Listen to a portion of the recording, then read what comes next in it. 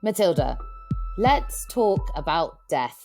Wow, what a cheery way to end Series 2 of Media Storm. I know. It doesn't seem very natural to say, let's talk about death, even though death is one of the most natural things in the world. And even though this week is National Grief Awareness Week. Yeah, happy National Grief Awareness Week. Is that the right way to wish someone a National Grief Awareness Week? Do you wish them a happy National Grief Awareness Week? It's an oxymoron, but I enjoy it. I mean, you say death is one of the most natural things in the world. Maybe it is the most natural thing in the world. It happens to everybody at some point, and likely everyone has also experienced it already in some form, even if it is just like a hamster, or, maybe if it's a grandparent or a parent, even a child. It's strange that we don't like to talk about it almost at all, which is ironic because, as we found out, it's the not talking about it that makes death so much worse. Totally. And it's also important to say that it isn't necessarily across the board. I'll give you an example. In my culture, which is Parsi culture, I would say death is spoken about a bit more openly. We wear white to funerals to symbolize purity and light rather than black, which comes to symbolize evil. So it's almost more of a celebration. We also have open caskets. So we look at the dead bodies not as something of shame. And yeah, in some South Asian cultures, we tend to have bigger families, which just means that more people die. And perhaps we're slightly more used to it. But still, it's fair to say it's still taboo. Right. And so we have to ask ourselves, why is death so taboo? Is it because we fear death and therefore avoid anything that makes us confront it, however inevitable it is that we will have to ultimately confront it? Is it because we're obsessed with youth and every skincare advert tells us not to age? Is it because the sanctity that religion attaches to human life means anything that threatens it has this morality tag tied to it, like with abortion or euthanasia or even suicide? We say committing suicide. Or is it just our emotionally repressed culture causing us to lock up our grief and any other mental struggles we're dealing with? Well, I think it's a combination of all those things. But as we've seen, not being open about dying, death, and grief can have some real life consequences. Right. As we've learnt, even doctors and caregivers can get awkward talking about deaths, meaning patients and families may not be prepared or able to prepare for that death. Patients and families affected by terminal illness get otherized, and the rest of us all end up grieving in silence and solitude. Plus, end-of-life care, also known as palliative care, becomes underfunded as Parliament and the general public are unaware of just how important it can be. Unaware or unwilling to talk about it. And perhaps most shockingly, those who are suffering, say with a terminal illness, and want a choice over how they die, face incriminating medical staff or family members with a punishment that could include a life sentence. So listeners, given the nature of this topic and that it's the season finale, we wanted to take the pace a little slower.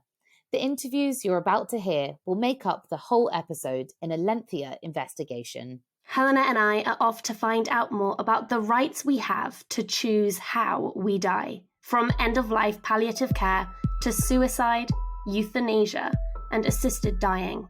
We'll be speaking to people affected by terminal illness and grief about the choices and conversations they'd like to have more of. Then we'll wrap up with some solutions from the Dying Matters campaign to find out how to make this subject a little less taboo and reframe this media storm. One of the most ethically sensitive topics we can possibly discuss. My son deserved to die with dignity. Thou shalt not kill. For some, the moment of your passing is a matter for the Almighty. Why can't we treat death with a certain amount of humanity and dignity and decency and, God forbid, maybe even humor?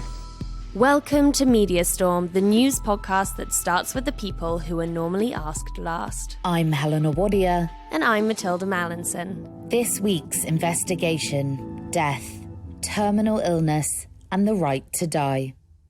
A warning, this episode contains descriptions of assisted dying and suicide, including methods of suicide. Although suicide is a tricky term in this context, These details are key to understanding the topic, and it is in the public interest to know what many people suffering with terminal illness resort to in lieu of legal assisted dying. For anyone struggling with suicidal thoughts, the Samaritans helpline is open 24/7. Just call 116 123. Okay, it's recording. Would you just start by introducing yourself? So I'm Kit and I'm 38 years old. And how are you today, Kit? I'm not too bad. I've got stage 4 breast cancer, so for me every day is always going to be a slight challenge, but today's one of the good days. I'm glad to hear that. And would you just tell us a bit about you? What makes you happy? Anyone who knows me, the first thing that they'll tell you is I am obsessed with animals. I'm happiest when I'm out in the middle of a huge field or a salt marsh by the coast, and all I can hear is the occasional bird screaming its head off as the sea bashes against the shore. For me, that is just pure and utter joy. So when you look at the future, how do you feel about the road ahead and about the options that you have available to you to help you deal with your diagnosis? When I look at the future, to be honest, I see a great big blurry undecided question mark. Nobody knows how long I've got to live. So far I've outlived 3 best before dates that I've been given by the doctors, but I'm very conscious of the fact that one of these days either the drugs are going to run out or my body's going to give out, because the problem with the chemo drugs that I'm on now, they batter the cancer, but they also batter the body. I dream of a future where assisted dying is actually an option for people like me, that we get the option to die how we want. Why is that so important to you? What might you want that you currently can't ask for? I want to fall asleep in my husband's arms and not wake up. I just want a world where that's possible. I don't want to die lying on a hospital bed. I don't want to die drugged out of my head, not really knowing what's going on. I don't want to be in a situation where my husband is terrified to go to the toilet in case I stop breathing. I want the ability to just say goodbye to the people that I love and then just cuddle up and go to sleep. The fact is, that's not allowed under our current system. I like to delude myself that I've got more rights than a dog in this country. If a dog was left to die of cancer, you give that dog a cuddle and let the vet give it an injection. I've been on a hospital ward. I actually lost my voice because I couldn't stop screaming from the amount of pain that I was in. I don't fully understand why so many people would faint from horror at the thought of hearing a dog screaming in agony, but have no real issue with the idea of a human doing that. In the UK, as in some US states, Italy, Eastern Europe, and every Latin American country except for Colombia, to name a few, assisted suicide, as it's called in the law, is illegal, and anyone found guilty of assisting someone's suicide faces up to 14 years in prison. Many prefer the term assisted dying in the context of terminal illness. Euthanasia, in which the fatal act is made by a different party, is regarded as either manslaughter or murder. The maximum penalty is life imprisonment. Kit, if you were speaking to someone who opposed your right to an assisted death, what would you say? When people say you can't have an assisted death, that goes against our system of beliefs, many of them would say that I'm just suicidal, that I don't want to live. The reality is, I'm so desperate to live that I sit there with a port in my chest, having poison pumped into a vein right next to my heart, in the desperate hope that it will buy me an extra few months of decent living. I live my life to the full. Even this year, I went to Wembley and I saw the Lionesses win the European Championships. For me, the difference is between living and existing. If we don't own ourselves, then are we any better than slaves? There's a poem that I absolutely love called Invictus. I am the master of my fate. I am the captain of my soul. Who wouldn't want that? Why shouldn't people have that? I think it's going to be one of the defining battles of the 21st century. The sort of final clashes, so to speak, between the idea that the state or a church or another body can control you, or the idea that you've got individual liberty and freedom. Oh, I sound like an American. Opponents to reform focus on the sanctity of life and risk of abuse, but a scary phenomenon is happening in its place, as terminally ill people feel forced to find other ways to end their lives. When Gareth Ward was 31, his father was diagnosed with prostate cancer. Basically, my dad tried everything and it was just getting worse and worse and worse and worse. Hormone therapy. So around the 10-year mark, it stopped working. Chemo. It was really having a debilitating effect on him. It was very bad. Experimental drug trials. They took 2 of his teeth out and then they didn't even end up giving him the drug. They decided it wasn't for him. So he literally had his teeth pulled out for nothing. And organ removals. Then it spread into his pancreas and his spleen and he had to have those removed, which was quite a horrific operation. You know, they literally cut him from left to right. They took quite a lot of him out. So, it was about a 15-year spiral into utter misery. He just got too much in the end. And to be honest with you, I can understand why. You were living with him at this time. Did you start to suspect that he might not want to keep living? Did he talk openly to you about that? Yeah. He talked to everybody openly about it. He said it from day one. My dad's quite an outdoorsy guy. He always had shotguns. As soon as he got the diagnosis, he said to me, if it gets too much, I'll just shoot myself. I actually think that having his own means out actually contributed him to going on for so long. I believe that. I 100% believe that, honestly. He was so positive and he was so strong because I think he knew that he was in control. He had an element of control. But how was that for you and your family when he did actually do what he said he was going to do? So I was here, I was working at home, and he just phoned me up and said, right, that's it. I got the shotgun. I'm going to shoot myself now, right? And he put the phone down.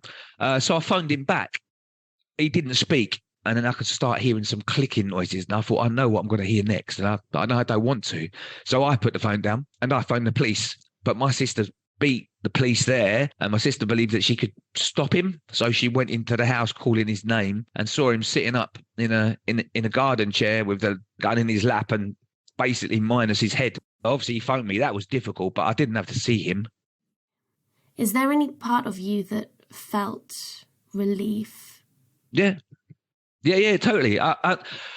These are not the right words. I'm glad he's dead. I wish he was alive, but not like that. You know, it was horrible. It was really, really awful. If assisted dying was a thing, right? Me, my sisters, our family, we could have all come to terms with it. He wouldn't have had to have sat in the back garden and blown his face off. My sister wouldn't have had to have seen it. Gareth, you said to me what your father did, it's not suicide. But under UK law, it is. Why do you think that it's important that we distinguish suicide from what your father did? It isn't suicide. It's like a mercy, if anything, you know. My dad didn't shorten his life. He shortened his death. He was dying anyway. He literally was dying in front of our eyes, you know. He just wanted the pain to stop, the suffering to stop. My dad coped with life-changing pain for as long as he possibly could. Then he put himself out of his misery. Gareth, can I ask if you're happy to include it? What is your father's name and how do you think he would like to be remembered? My dad's name is Norman Ward. He was a good guy. He was a simple man. He was a builder, basically. If we were able to use his story to change the law, I think he would like that a lot. Something else that I think he would like, my sister was actually called by the hospital last week, and the cancer that he's had in his lungs, there is globally no record of. It was unique to him. He would love that. He would love that he had some ridiculously unique cancer. That would make him laugh. It is estimated up to 650 terminally ill people take their lives every year in the UK.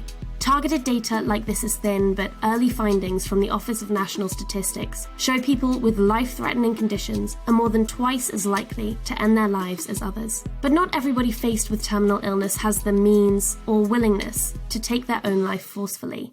There are likely to be as many as 10 times failed attempts. Anne Norfolk's husband, Patrick, was one of them. Right from the very beginning, he was determined that he would be able to take his own life and he wouldn't see the diagnosis through to the bitter end, knowing that it was a horrible illness and they have sort of no control over it whatsoever. In 2008, he was diagnosed with motor neurone disease, a degenerative condition in which nerve cells in the brain and spinal cord stop working, leading, most likely, to full paralysis. It tortured him every day. He was on the internet trying to find ways to actually take your own life. Because it's illegal, he was so concerned that I was not to be involved. He had to open a bank account in his own name in order to be able to order things. He couldn't turn to anybody for help. The doctors won't speak to you. The nurses won't speak to you. There's nobody who you can even talk it through with. You're living on a knife edge, really, hoping that nobody finds out. A day came when he said, really, I have had enough, but he didn't want me to be anywhere in the vicinity. So we said our goodbyes and he went off on his mobility scooter and I went off to meet a friend. So I could genuinely say I wasn't anywhere in the vicinity, although I knew what he was doing. Sadly, he wasn't able to do as he had planned. He just wasn't by that stage strong enough and capable enough. It was a very sad reunion. The only option then was to go down the Dignitas route, which isn't easy. Dignitas is a non-profit organisation in Switzerland where physicians assist people with terminal or severe illness to bring about their deaths. Pre-pandemic, approximately 1 British person a week died with assistance in Switzerland. It is very costly. It costs about £10,000 to actually go and see them. And that is awful that people here are often prohibited because of lack of funds to be able to do that. This is an issue that came up with Kit, who we met at the beginning of this episode.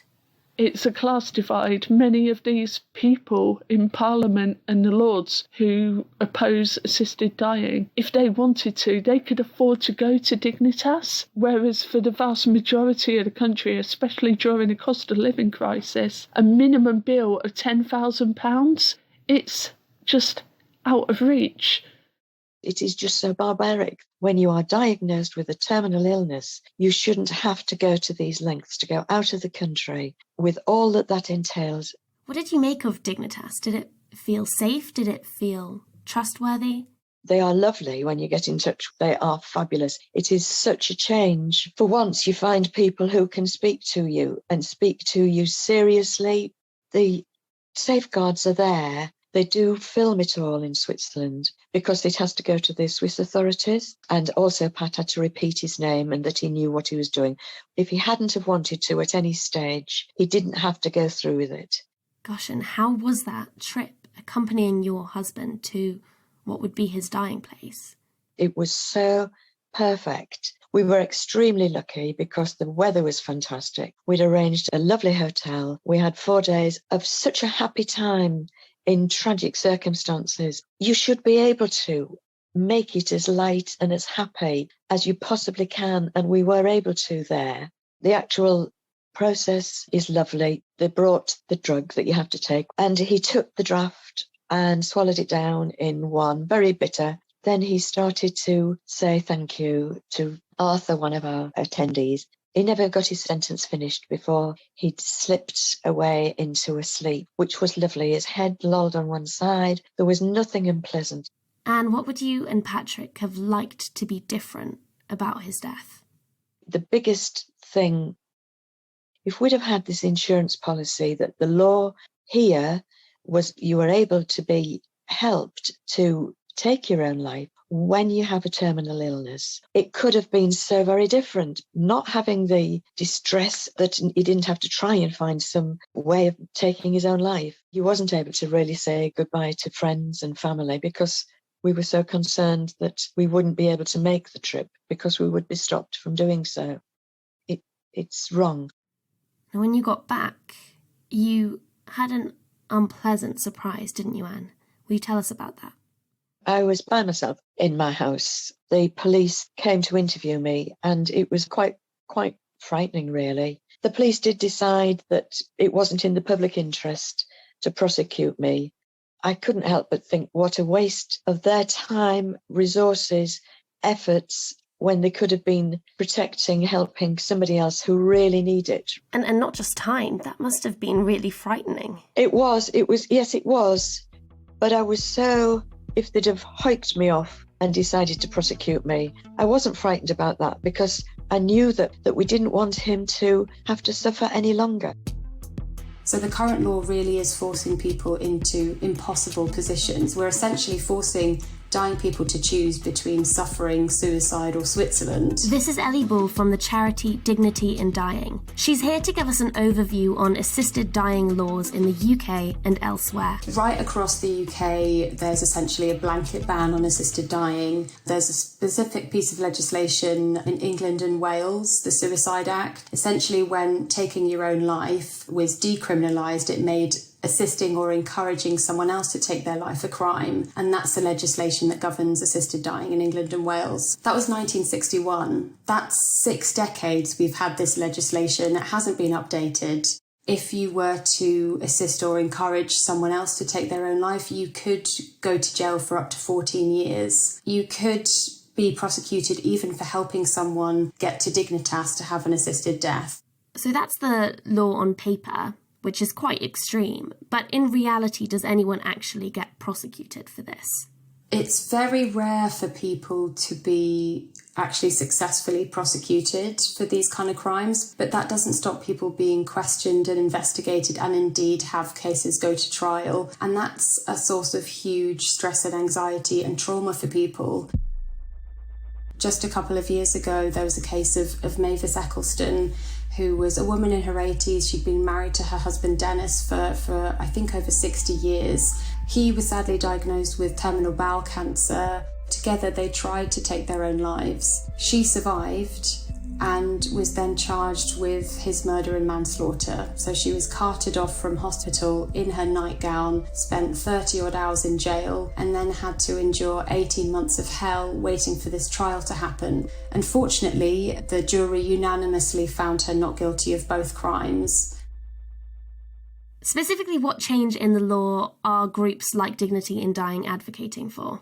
We are campaigning for a change in the law that would allow people who are terminally ill in their final months of life, who are fully mentally competent, to request assistance from a doctor to end their own life. I suppose critics would point to risk of abuse or exploitation, for example, by family members who stand to gain from life insurance or who want to rid themselves of someone they see as a burden or expense.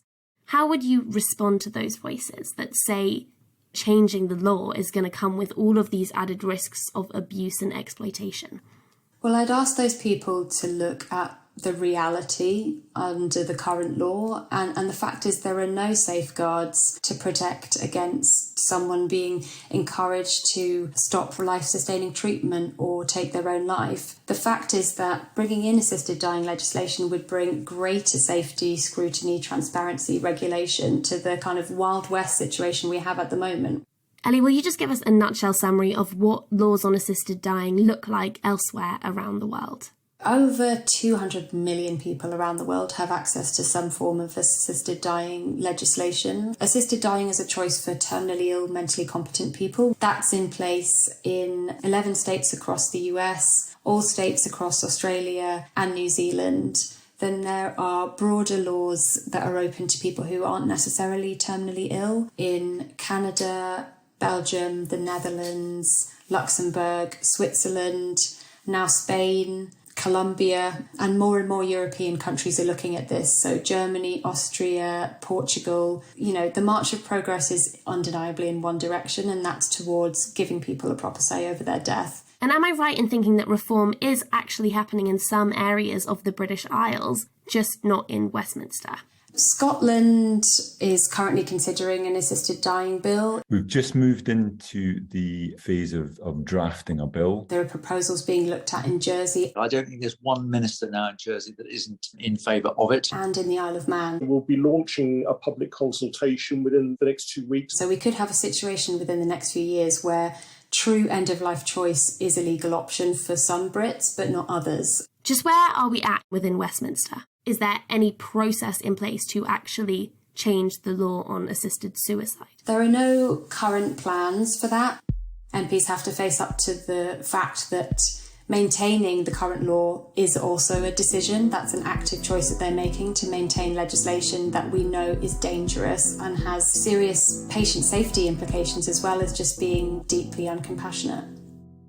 One of the main arguments against reforming the law on assisted dying is what exists in its place: palliative care, a type of medical care designed to improve quality of life and mitigate suffering for people with serious, complex, and terminal illnesses. It's important to say that palliative care can be a brilliant option for many people. I'm Julie, and I'm the bereaved mum of twin daughters. Their names are Francesca and Josephine, and they were diagnosed with a life-limiting condition when they were just 3.5. Julie Kembry's twin daughters, Francesca and Josephine, died in their teens from Sanfilippo, a rare genetic metabolism disorder. I asked Julie about her experience of palliative care. When I think of children's palliative care, I think of a team around us. I think of them helping us, giving us advice, medical support. For as long as the girls needed it, the team was around them, and actually the team grew responsively. I feel really sad when I hear in the media very often that everything's boiled down to just the death of a child, which is not the point. The point is, when you're given a diagnosis, whether that's a short or long time, to make the absolute most of that time and to give your child the best quality of life that they can have. We often see media narratives around palliative care that pitch parents against medical teams and health providers, but it doesn't seem like you felt that at all. No, there was nothing of that. Things aren't perfect. Things will never be perfect. If your child is going to die, life is not perfect, and you do not forget that that's going to happen. But we used to have things like family days and Christmas parties through Jessie May Children's Hospice at Home service. And that was great to meet other families who understood what life was like. We just could get on and have a chat. We weren't explaining, what was happening with us because other people were having similar experiences. A number of years have passed since the girls died, and I look back with just a feeling of love and appreciation that they were in our lives, and appreciation for the team that helped us to cope, because we would not have coped on our own. To have hospice and doctors and nurses and carers, a huge team, a whole community around us. They became our extended family. And so I think what we see in the media around high-profile cases is not what most families who are going through a children's palliative care team experience are probably receiving, and certainly what we received. Perhaps unfair and unhelpful media narratives are one reason why palliative care is underfunded. Perhaps it's our fears of talking openly about death, but palliative care in the UK is pretty dependent on public charity, with only a third of funding coming from the government. There is significant inequality in access to services, leaving some 100,000 people, to give the most conservative estimate, without the palliative care they need every year. If palliative care is the best option for people facing death from severe illnesses, why is it so overlooked? We don't talk about death a lot. Death is still very, very secretive. Dr. Fenella Craig, children's palliative care consultant at Great Ormond Street Hospital in London, says a lot of this is to do with the stigma that surrounds any conversations around death.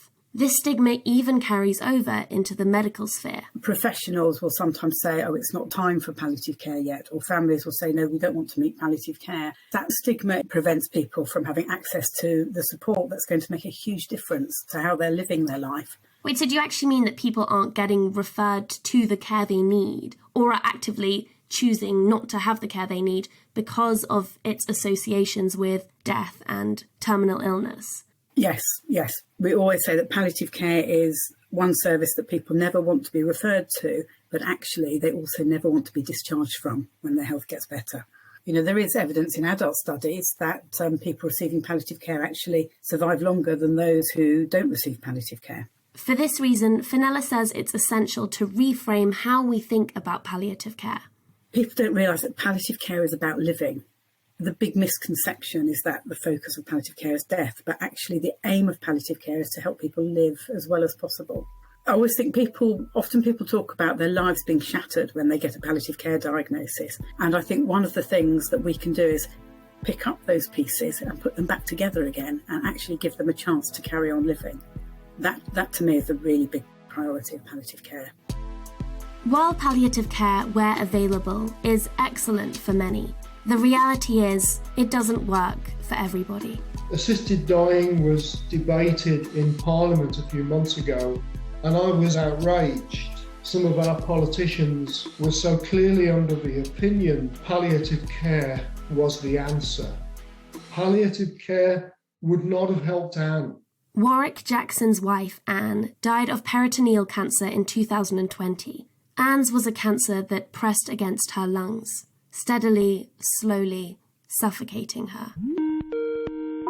We video call, and the first thing I notice is the photo hanging behind Warwick of a small, silver-haired woman with a pixie cut, watching over his workstation. I would have appreciated some more frank conversations. Medical people know the way that cancer sufferers are going to die. They've seen it all before. I think everybody was trying to be too kind to us.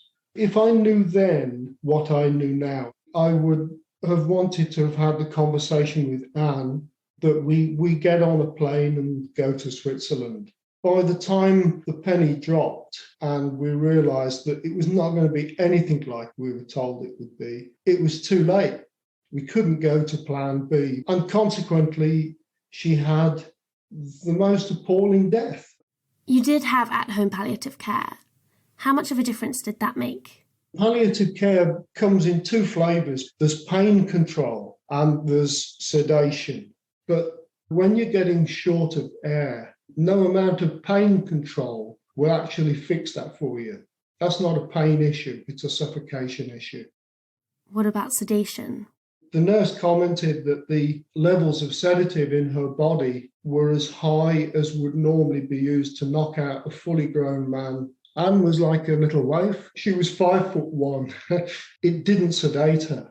She was lucid throughout almost her entire ordeal. In prisons around the world, one of the torture methods that's used is waterboarding. It simulates drowning. It simulates suffocation. Maybe it goes on for hours, I don't know. This experience that Anne went through took 4 days and 4 nights, gasping, fighting for every last breath. That's even worse than waterboarding. By the way, I get a little bit emotional from time to time, so I'm sorry about this. That's okay. 2 years now, and you would think it would be a bit easier, but it's not. We need to be changing the way we do things for those that aren't so lucky. It's too late for Anne now, but there are people dying all the time. That's kind of what brings us to here, Matilda. Warwick, thank you so much for sharing.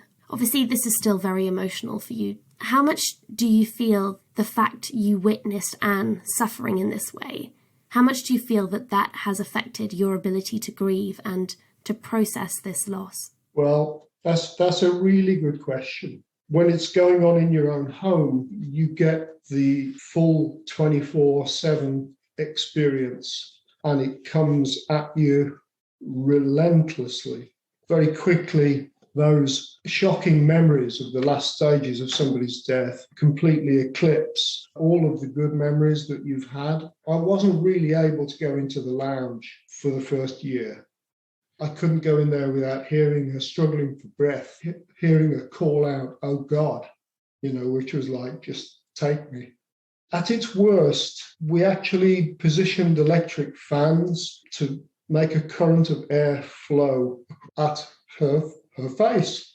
If a carer walked between the fan and Anne would immediately panic and struggle because suddenly she couldn't feel air. She'd feel like she was drowning in her own front room, and suddenly it becomes this place of torture. Those are the kind of memories I struggle to deal with. It's been 2 years and 4 months. And indeed, I have come to terms with Anne's death. The fact that I've lost her, I think I'm coping quite well with that. What I'm really struggling with, Matilda, is I haven't come to terms with the way in which she died. I finally realised I need a bit of help. I've been to the doctor and they've said, well, you've got classic PTSD symptoms. I guess I'm the collateral damage. But I am left with that now. A few days before the end, the night nurse told me that Anne had asked the nurse to put her out of her misery. That came as a tough blow to know that my wife had asked to be allowed to slip away peacefully. There's something really kind of absurd about sitting with someone that's going through this struggle and knowing that you could do something about it, but that you're not allowed to. Let's take a break.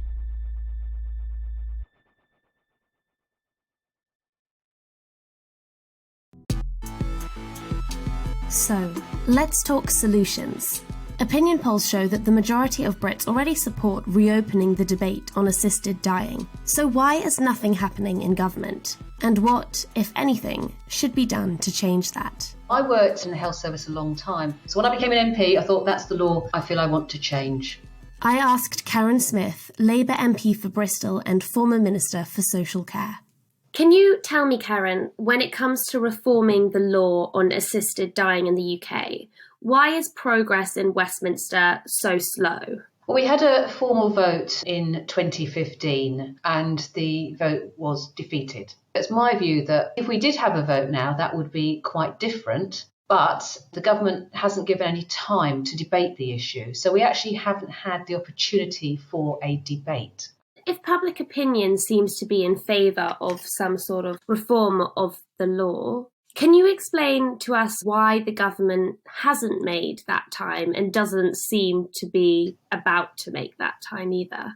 Well, when political parties go to the country in a general election, they do so on a set of promises called a manifesto, and it wasn't a manifesto commitment by this government. So to bring forward legislation time would be an unusual step.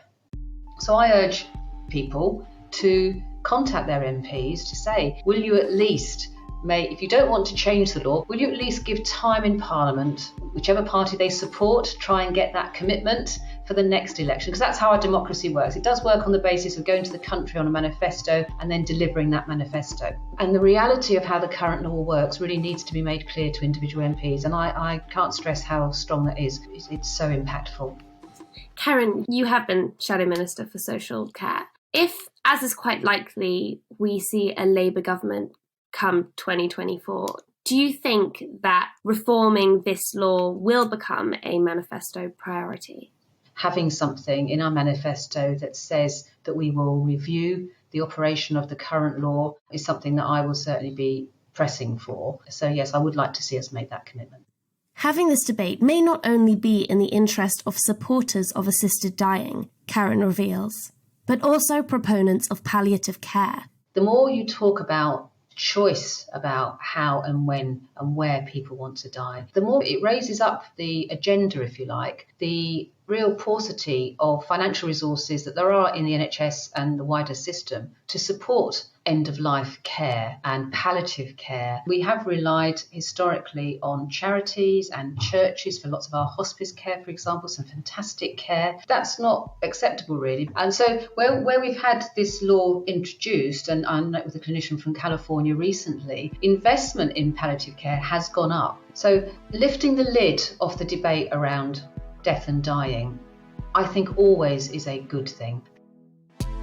So how do we lift the lid and normalise death? Here's Julie Kembury again. The thing that I do now is I talk about death all of the time.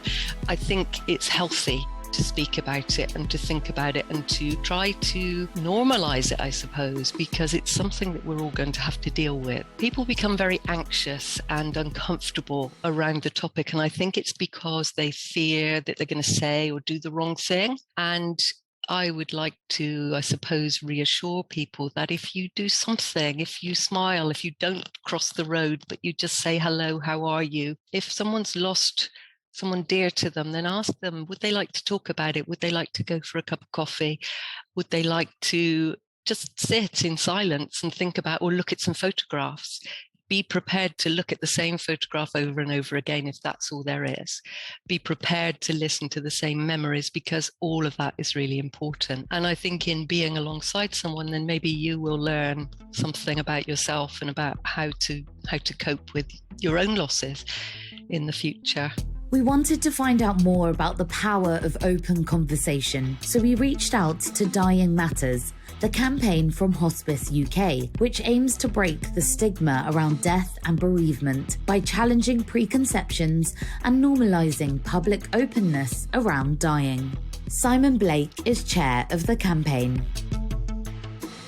My brother died unexpectedly about 7 years ago, and my mum then had a terminal illness, and I was really lucky to be able to spend the last 3 months living with her. It was during COVID, and through that process, I came to be very familiar with the campaign. And when they were looking for a new chair, thought, this feels like something where I have the experience of the lived experience, but also professional experience of helping people to talk about things and feeling comfortable having conversations with a wide range of professionals and the public about death and dying. As part of the Dying Matters campaign, people were invited to share their stories through a series called I Remember. Ongola was one of them. I shared the story of my auntie and my grandma who passed away in Zambia due to COVID in the peak of the initial rise of the pandemic, within a week of each other. I think it was 4 days of each other. It was a really painful experience at the time. The distance, how sudden everything was, the pace and the time frame in which you had tumbling through the experience. And I did almost the stereotypical thing of internalizing that. Very few people around me knew the extent of what we had gone through as a family, what I personally dealt with, what my immediate family had to deal with. And I was always a watcher for a long time, keeping eyes on kind of Dying Matters' past campaigns and the types of conversations that they would spark. And that started to get me thinking about the importance of talking about it. And for me, this was one of the catalytic moments that sparked having that conversation with people. Ongola, what kind of practical things helped you deal with your grief? In kind of our last experience of grief, when my uncle suddenly passed away and we were able to organise to get my mum back to Zambia, I remember fixating on making sure that the car that was going to pick her up, whether they were able to get petrol for the car.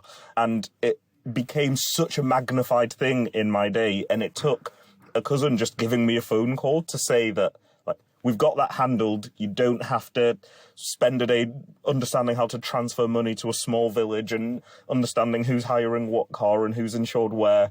And that took that responsibility I had created in my head and allowed me to start to focus on other things. Simon agrees, adding that the benefits of open conversation around dying, grief and bereavement are almost limitless.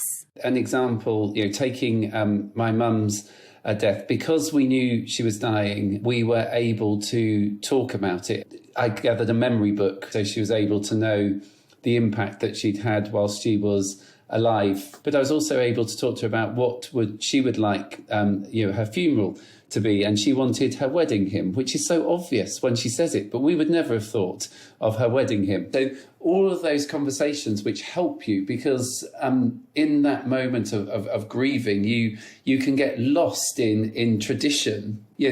As we talk about it, as we understand, we learn that there is no one right way. That we learn that there is many ways of preparing for death and for talking about death and for grieving, as there are people. But the bit which doesn't help anyone who's dying, or those who are with and around somebody dying, is if we don't acknowledge and name what is happening and we pretend it's not happening, or we use words which don't make sense. So for me, that openness is really about enabling us to be truthful about what's happening, to acknowledge what's happening, and to find ways to navigate what is happening the best way that we possibly know how. And I guess the other thing which I would just say is if somebody said, do you need me to do anything? In that moment, I'm surviving. I'm doing everything. I need to do everything. I need to be strong. Somebody says, I've just bought you lasagna so that you don't have to cook. Thank you. So there's also that bit about us just learning how to lean into scenarios. And instead of saying, can I help you? Think, they've got children. I'll just say, I'll pick the children up. Or, it's still the summer. I'll say I'll do the gardening. Whatever it is that you can just see to help, because for some reason we still worry about the house being really clean or the garden not being pruned or whatever when you're dealing with something really emotional. So I think that openness and talking enables us to just do it in the best way which you can, which is to do it together, and to do it in solidarity and to help people walk emotionally through and to share intelligence to do it as best we can.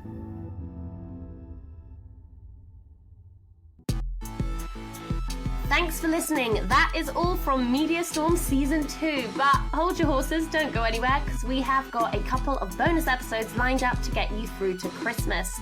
Next week is our final installation of This Is How You Do It, our crossover bonus series with The Guilty Feminist, where we'll be speaking to Megha Mohan, the BBC's first ever gender and identity correspondent.